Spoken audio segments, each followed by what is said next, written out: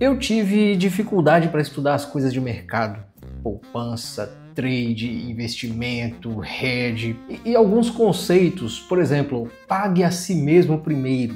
Eu acho que até hoje eu não entendo muito bem, porque como você vai deixar suas contas para pagar depois que você se pagar?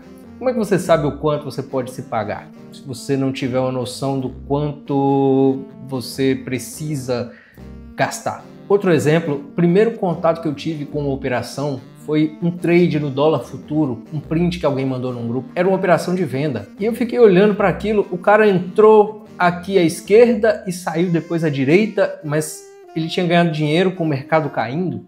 Aquilo não fez o menor sentido. Eu até achei que fosse, olha só que picaretagem, deve ser golpe. Como que o cara ganhou se aqui caiu? E outra, ele entrou vendido.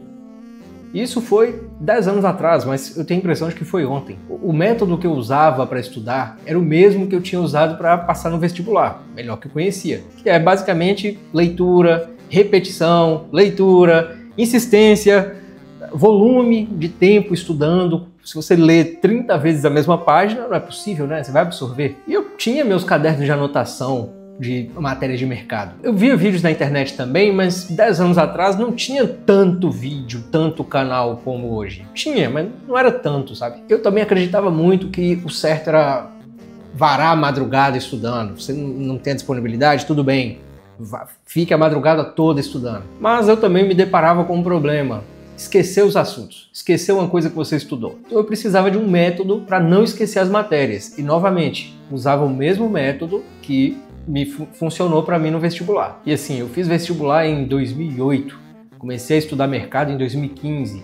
Então já em 2015 eu estava usando um método que já era antigo. Mas anotar, sempre funcionou para mim anotar. Ter um caderno físico mesmo, nada de digital, caneta na mão, anotando tudo que pudesse, nos mínimos detalhes. Aí eu anotava calibragem de indicador, ponto de entrada e saída, desenho de gráfico, eu fazia lá meus desenhos, os esboços, anotava os princípios de tudo que eu pudesse. Na faculdade de Direito, sempre que a gente vai iniciar uma nova matéria, uma nova disciplina, igual Direito Penal, a primeira coisa que você aprende são os princípios do Direito Penal, porque com aqueles princípios, só conhecendo aquilo, você já consegue prever a interpretação de leis que você não conhece. Aí um exemplo disso, numa linguagem bem leiga, tá? A lei penal descrevendo a ação criminosa precisa existir ali, pública, antes de o crime acontecer. Então, a Lei Maria da Penha, a Maria da Penha não foi beneficiada pela lei que leva o nome dela. A Lei Carolina Dickmann não foi beneficiada pela lei que leva o nome dela. Por quê? O ato criminoso aconteceu antes de aquela lei existir. Então, a lei não pode retroagir para prejudicar o criminoso. A lei só pode voltar no tempo, só pode pegar coisas que aconteceram no passado para beneficiar. E aí no mercado também tem princípios, e com esses princípios, cara, um método ajuda você a resolver uma coisa de uma certa maneira. Um princípio ajuda você a resolver várias coisas. Então eu estava sempre anotando tudo que eu pudesse, volta e meia estava revisando também, relendo, lendo e relendo, na maior insistência. Sabe, água mole em pedra dura, tanto bate até que fura? Até o negócio ficar gravado na minha mente, até eu ler tanto que aquilo é absorvido. E aí, maio de 2022, eu assino o RD, o Reservatório de Dopamina, e vejo uma aula lá sobre como memorizar coisas, como estudar. E essa aula ensina um método aparentemente mais eficaz para poder memorizar. Você nem acredita qual que possa ser esse método. Ele nem parece, inclusive o teste que fizeram para descobrir qual o melhor método para estudar, as próprias pessoas tiveram a impressão de que esse método não funciona, de que esse jeito de estudar, de revisar, de aprender, não era o mais eficaz. Mas a percepção das pessoas está errada. Elas aprenderam e fixaram muito mais a matéria desse jeito aqui que eu vou falar agora. Basicamente o teste era assim, eu vou falar de uma forma bastante leiga e resumindo absurdamente. Mas colocava as pessoas para estudar podendo anotar. E aí elas poderiam consultar essas anotações depois. E depois colocava essas pessoas para ver uma outra aula, só que agora elas não podiam anotar. Elas tinham que fazer a revisão, elas tinham que ir de cabeça, tentar recobrar de cabeça, relembrar o que elas tinham assistido. E os testes mostraram que esse segundo método, que não é anotando, é você simplesmente tentar recobrar o que viu, era mais eficiente para fixar a matéria na cabeça, para prevenir o esquecimento. Uma terceira parte ali do teste era perguntar para as pessoas: qual dos métodos vocês acham que foi o mais eficaz? Em qual método você acha que você teve o melhor desempenho? A maioria esmagadora achava que era anotando, porque de alguma forma a gente convencionou que se você está estudando de verdade, você está fazendo notas e está revisando essas notas depois, certo? Mas curiosamente não é o jeito mais eficaz. E sinceramente, eu sempre estudei muito errado. Eu me lembro de, ali em 2016 ou 2017, começar a estudar opções. Não, esse mundo das opções é muito bom, é muito interessante. Eu não entendo nada do que eles falam, mas eu vou estudar isso e vou aprender. Comecei a estudar sozinho, autodidata. Vou aprender opções aqui na marra. Vou baixar todos os materiais e assim, tentando estudar no gratuito. Tentando estudar vendo vídeo, tentando estudar baixando apostila. Inclusive tinha uma apostila do Bradesco que era simplesmente um pesadelo. A apostila abordava a trava de alta, mostrava a trava de alta de um jeito. Eu lia aquilo e pensava: caramba, não consigo entender. Não consigo entender por nada. Não faz sentido. Eu leio, repito, uso o método de sempre e isso não entra na minha cabeça. Eu não consigo me ver fazendo. Como que essa trava vai ser montada? Como que isso daqui vai dar lucro? Como que isso daqui, qual é o prejuízo que eu posso ter nisso? Como que eu escolho os strikes? Como que eu escolho as opções? Nada fazia sentido. Mas eu insisti. Eu era burro e teimoso. O pior tipo de burro, o teimoso. Eu insisti, eu fiquei 9 meses, uma gestação, lendo aqueles materiais, relendo, buscando outras coisas, fazendo anotação. E nada fazia aquele assunto entrar na minha cabeça, nada. Até que eu resolvi tirar o escorpião do bolso e pagar por um curso caríssimo de R$150. É mole? R$150 que eu queria economizar. chega a ser assim, ridículo. Com uma aula sobre a trava de alta, no meio da aula eu já tinha entendido o assunto. Eu tive aquele momento eureka? Aquele momento de... É isso, do olho arregalado, aquela luz, o sorriso assim involuntário. Finalmente eu tinha entendido aquele negócio. Mas gastei o quê? 9 meses? Se for colocar no papel, foi muito mais do que os 150. Foi uma economia burra. Em muitos casos, acaba saindo mais barato você pagar pelo curso para aprender mais rápido, para cortar tempo. Claro, estou partindo do pressuposto que o curso é bom e não como 95% dos cursos disponíveis por aí. Pagar por um conhecimento bom, para você aprender rápido e cortar caminho, do que insistir num autodidatismo. Cara, autodidatismo não é para qualquer um. Não é todo mundo que sabe aprender, que sabe estudar. E eu falo por mim. 28 anos jogando xadrez, estudando, passei no vestibular de Direito, primeiro lugar do vestibular de Direito da universidade pública. Uma vida inteira lendo, tanto de livro. Eu ganho livro de presente de aniversário, de Natal, as pessoas me veem como alguém que lê.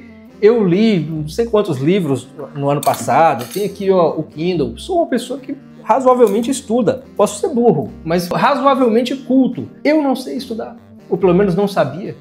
Não sabia revisar. Outra coisa que eu deveria ter feito é ter um sistema de revisões. Eu não tinha um sistema de revisões organizado. Eu revisava quando achava que devia. Eu não levava em conta a curva de, como é que é? Ebbinghaus, que é a curva do esquecimento. Depois que você viu a matéria, aí 24 horas depois você revisa. E dali a 7 dias você revisa de novo. Depois com 20 dias, enfim, eu tô falando aqui valores errados, tá? É só para dizer que existe uma curva de esquecimento, tá aqui, ó. Você começa aqui, ó, nesse nível. Você começa nesse nível. Você aprendeu no dia 1, aqui é o momento zero, o marco zero, você estudou. Aí vai passando o tempo, o que você aprendeu vai caindo. No sistema de revisões, baseado nessa curva de esquecimento, você faz revisões periódicas para quando tiver uma certa queda, você revisa e volta um pouco. Aí vai ter uma outra queda, você revisa e volta de novo. O objetivo das revisões periódicas ali, estrategicamente distribuídas, seria isso. Mas a raiz do problema, pelo menos do meu problema, minha dificuldade para estudar, era a falta de base mesmo. O conteúdo era difícil porque eu não tinha conhecimentos anteriores. Você não estuda dinheiro na escola. Em casa, imagina, inflação é um assunto corriqueiro, é uma coisa que as pessoas conversam na mesa. conversam à mesa, é normal você estar conversando com um amigo e falar, poxa, você viu que saiu hoje o relatório do desemprego e aí o dólar, o gráfico ficou maluco, o preço subiu 30 pontos, caiu 30 pontos. Essa falta de base é mais facilmente verificável no xadrez. Jogadores bem iniciantes, jogadores com nível muito amador, muito iniciante, com muitas lacunas no conhecimento técnico, cismam, e eu falo com experiência, eu já tentei, fui desses, eu sei como é, cismam de que o segredo é treinar como um grande mestre. Não, o Kasparov fazia preparações de abertura, então também vou fazer preparações de abertura. Quando o que fazia o Kasparov ser o Kasparov não era a preparação de abertura. A preparação de abertura era a cobertura do bolo. A massa ali, o recheio, é o que fazia o cara ser fera. E o iniciante não tem o bolo, ele já quer começar por essa cobertura. Voltando lá no exemplo que eu dei do meu primeiro contato com trade no dólar futuro, que eu vi o print e o cara tinha feito uma operação de venda, e eu achei aquilo estranhíssimo, achei até que era maracutaia, que a operação tivesse começado no topo e terminado aqui ó, no fundo. O cara entrou, começou pela venda, que porra é essa? É porque a minha abordagem do assunto era bastante rasa. Eu estava trazendo os conceitos de comprar e vender do mundo normal. Comprar significa adquirir algo. Você entrega dinheiro e recebe um produto ou recebe um serviço em troca. Você está trazendo algo para si. E vender é quando você entrega algo para alguém. E no mercado futuro não. Você precisa flexibilizar esses conceitos. Se eu pudesse voltar no tempo, sabe como eu explicaria para mim mesmo do passado como funcionou essa experiência de venda de um jeito que eu conseguisse entender perfeitamente? Minha versão lá, mais burra que hoje, conseguiria entender perfeitamente. Eu me lembro de ser, não sei se criança ou pré-adolescente, mas estava passando na televisão o programa do David Letterman. Teve um quadro com a musiquinha Vai Boiar? Vai Boiar? Glass brick. Okay, anytime you're ready. It's floating. It's floating. E aí tocou uma musiquinha legal, bacana, e eu preso, né? Coisa curioso, tô passando um programa americano aqui na TV aberta. Isso deve ter sido uns 20 anos atrás. E aí nesse quadro do programa, ele pegava objetos aleatórios, tijolo de vidro, controle remoto, pecinha de xadrez e colocava na água. Mas antes de soltar na água, ele perguntava para as pessoas, vai boiar ou não? Aí todo mundo ali no programa votava, acho que vai boiar, eu acho que não. E aí soltava, o negócio boiava ou não. E essa era a graça. Será que esse negócio boia ou não? Se eu tivesse usado essa analogia para explicar como funciona a compra e a venda no mercado futuro para mim mesmo, sabe? Se eu tivesse compreendido como vai boiar ou vai afundar, teria facilitado demais o meu entendimento. Porque no mercado futuro, você não está comprando dólar. Não vai chegar dólar na sua casa depois que você fizer uma compra do dólar futuro. E quando você faz uma operação de venda, você não está vendendo dólares, você não é um doleiro. Ah, mas você está, na verdade, comprando contratos de dólar, vendendo contratos de dólar. Ainda assim, essa explicação ficou ainda mais confusa. Entrou contrato no meio, vou precisar de advogado, vou precisar ir ao cartório. Fica confuso para o leigo, entendo. A pessoa que já se acostumou, ela perdeu o contato com essa fase da vida em que ela não tinha a base para entender isso, ela não estava acostumada com o mercado. E aí o mercado tem desses termos que complicam, que confundem a pessoa, e a pessoa só tem o quê? Experiências do mundo real, ela só tem o vocabulário do mundo real e traz esse vocabulário para a bolsa, e esse vocabulário não se aplica. Porque imagina, cara, estou comprando contratos de dólar, ou então mini contratos, porra, mini contrato, é contrato com anão, o dólar está lá em 5.000 pontos, eu aperto o botão de boiar, porque eu acredito que esse preço vá subir, e eu ganho se esse preço subir, e perco se esse preço cair. Se eu acredito que o preço vai cair, eu clico no botão afundar ou vender, porque esses botões, se tivesse outro nome, seriam melhores, pelo menos para o leigo entender. Porque se você pensa em comprar, está presumindo a aquisição. Se você pensa em vender, o leigo já presume uma entrega de algo. No mercado futuro, o derivativo tem o, entre aspas, preço, está lá nos 6.000 pontos. Só que quando eu mando uma ordem de comprar ali nos 6.000 pontos, eu não vou gastar 6.000 reais, eu não vou gastar nada.